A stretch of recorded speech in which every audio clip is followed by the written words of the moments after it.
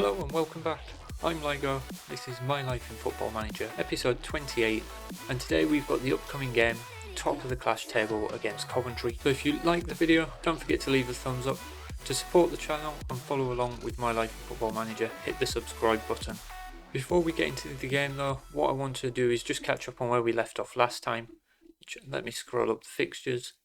And last time we had that disappointing 1-0 defeat to Crewe. Since then, mostly been good. We've had a few iffy patches of form. So for the rest of the month of October, we went on a good winning run, won every game, close run against Salford, which we scraped away. But then the start of November, we lost to Luton and then Gillingham. Luton was a close game. They're a strong team, but Gillingham, down towards the bottom end of the table, we shouldn't be losing that, especially 2-0 at home. But then as you can see, we redeemed ourselves with a winning run, beating Blackpool 3-1, and then another disappointing draw against Rochdale, which 1-1, you can see that we had a big expected goals lead. We were creating chances, but just nothing clear cut again. So going into next season, I think we'll start looking at jiggling the tactics around a bit. And then most recently we did lose to Barnsley in the league 2-1, but then went straight back to them and beat them 3-1 in the Papa John's trophy. But the positive with all this is we are winning games, and even the games we are rotating the squad in because the fixtures are coming thick and fast. So like the early FA Cup rounds, it was a bit of a gamble rotating the squad for Stevenage and Plymouth, both in League 2. But also we rotated the squad for Wigan and the Papa John's game against Barnsley, where fringe players have come in, young players, and have done very, very well. Two of those, as you can see, scoring against Barnsley. Leighton Stewart, a bit hit and miss in the league, but seems to turn up in the cup games. Ryan Murray, a young player, we identified him as one for the future. He's been playing wide left as an inside forward, and even though it's not his ideal side, he wants to be on the right-hand side, really cutting in on that left foot.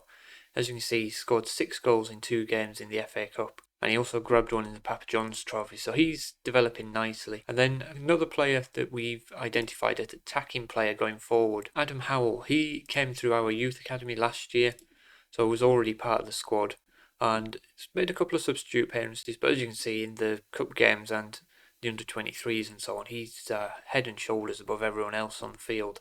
So he's slowly making his way into the team, and he's wanted by several teams, several big teams as well now. So I'd like to keep hold of him. One to play in the attacking, either playmaker or midfield role. So it'd be nice to see how he develops. And then another one who's not on there but has burst into the first team squad as well is Glenn Chukwu, who also came through the club's youth development a couple of years ago now. He is 18 years old and is showing decent potential. As you can see, reasonable physical attributes, a little bit low on the fitness side, decent mental attributes. He's determined. Centre back, can play either side.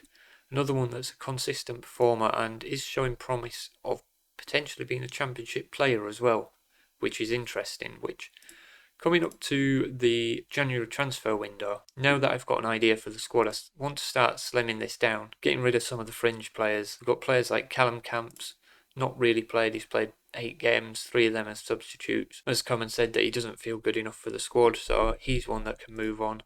And we'll look at some others as well. Maybe in the next episode, once the January transfer window's closed. People like Daniel Phillips, he's made 1 substitute appearance, he'll definitely be moving on. But with all them games played, that leaves the competitions looking like this. We're in the 3rd round Papa John's trophy. We've got Port Vale, potentially an easy fixture. Not really bothered about that competition. We knocked out in the 3rd round. We've already seen that against Southampton. 3rd round of the FA Cup, we've been given a generous home tie against Gillingham, who we've already beaten. They're 7th in the league, so that should be an interesting one. And then the League 1 table looks like this. So as you can see, we're still trying to hunt Coventry down. Tranmere there or thereabouts, so Colchester. They're 4 points behind, but have both got a game in hand. Barnsley have got 2 games in hand on us, so very tight at the top of this table. But as it stands, we've got the best player in the league, Mackenzie Osborne, who's developing beautifully on this right-hand side. He's now got 6 goals, 6 assists from 19 games. Was a 2.5 star player at the start of the season. He's now 3.5 star. Currently operating at a League 1 level, potential championship player, so that's a huge positive. And who's he wanted by? Again, several big teams, so it'd be interesting. We want to keep hold of him because not only is the best in the league, he's chipping with assists, which We've also got Noga down the right hand side, so that's 12 between them. And as you can see, nobody else from the club on there. So they are a key partnership down that right hand side for us. And something that we did identify, we gambled a bit, the goals are just not happening up front. George Nunn has now scored 8 in 19, which is every other game, but it's not quite working out like that. As you can see, if we come into his form, it's patches where he goes without goals, and he's in a bit of a dry spell at the moment, so that's worrying. So that might be one area we choose to strengthen in the January transfer window. Ethan Chislett in the attacking midfield role scored 7, so that's more positive. So we'll see how that develops over the next couple of weeks, because we've still got plenty of money in the bank. We've got 11 million transfer budget. So if we do need to splash big on a striker, ideally I don't want to. I want somebody that can potentially be a good championship striker next season, which is going to be a difficult ask in this window, especially based on the wages and the cap in League One as well. But that's how things stand for now. You've already had a bit of a sneak peek of the team for the Coventry game on the squad screen as I scrolled through. Let me just confirm that, submit that, and then I'll come back to you. So the team to face Coventry looks like this. Fit again, Sharman low in goal. He's been fit for a couple of games now. Still working his way to match fitness. I think we get to see the best of him, or I hope so anyway, because he's been relatively average so far. Back four of Bradford, Farigra, McGuinness and Minoga. Anderson and Perry partnering in the midfield. Coyle, Chislett and Osborne are the attacking midfielders. And today we're going to go with Stewart leading the line. He scored a couple of goals recently in the Cups, so I think that gets him the nod over George Nunn, who, if I come down here, he is on the bench with Ryan Murray, who's also not in the best of form, but is getting goals, so we'll give him a chance on the bench as well. So we'll get into the dressing room, give the team talk, and this should be an interesting game. See how Coventry, whether they're just in good form, whether they are one of the stronger teams. So pump our fists, avenge what happened last time we played Coventry. And we're starting to run out of these team talks now for avenging. They're always a nice, easy one. It's easy to motivate the players when you say, they beat you last time, go beat them again. But when it's a team that's top of the league, it's easier said than done. But early days, we've got the first highlight, attacking down the right hand side, launched into the box. Unfortunately can't quite get there, and Anderson picks up the loose ball. Perry works it back out wide to Minoga.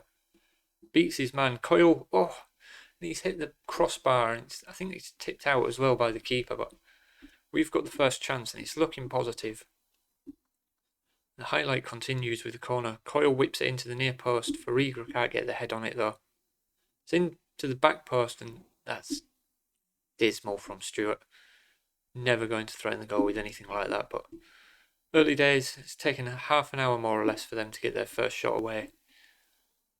So that's positive. We'll just encourage the team, just keep spurring them on. Because if we can close this gap to Coventry, it sets us up for the second half of the season. And we're coming into half time, not really much else happening so far, but we're still creating chances. Nothing worthy of a highlight though, so far so good. I'm not going to outstretch the arms, but we will tell them we're pleased with what's happening. And it looks like Coventry have got free kick, dangerous one on the edge of the area. Unfortunately, it's bent wide at the near post. Out for a goal kick. Nothing to be worried about really in the end there. And just coming up to the hour mark and still not creating anything worthwhile, so I was about to make a change, but we'll see this highlight, see what works out here. Bradford, Coyle, Chislett looking for a runner in behind, finds Stewart, but he's held up, works it out to Bradford. Can Bradford get the crossing? Opts to go back to Perry, little 1-2, Perry this time across to Stewart. It's blocked by the defender, it falls to Osborne, it's blocked again, Coyle straight at the keeper. I think either side of the keeper there, and that's probably a goal. We will look to make our first substitution.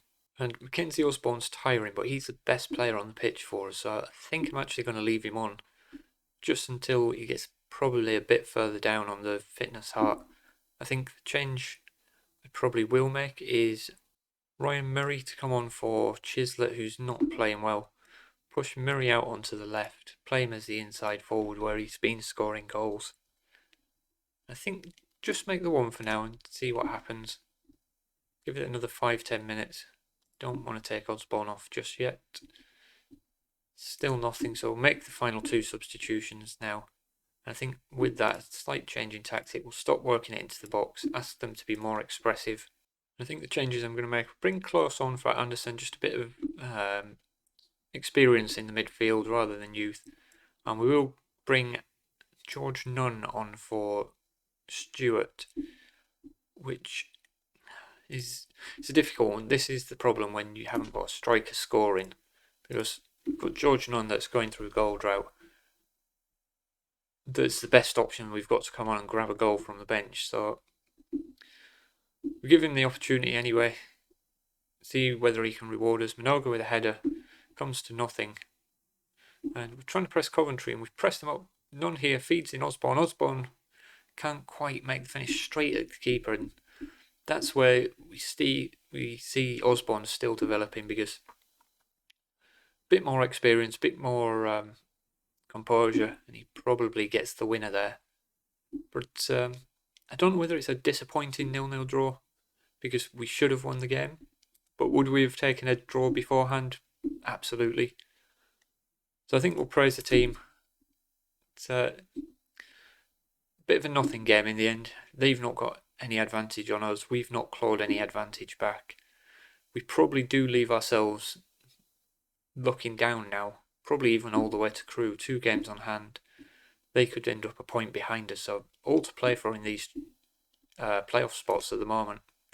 So let's go to the schedule now. And scroll down and see where we want to come back for. Ideally, probably after the January transfer window. We've already seen Crewe. So I think we'll do Cheltenham, last day of the January transfer window. There's not going to be any panic buys, because I'm not rushing into buying players when hopefully we'll be going up the next season.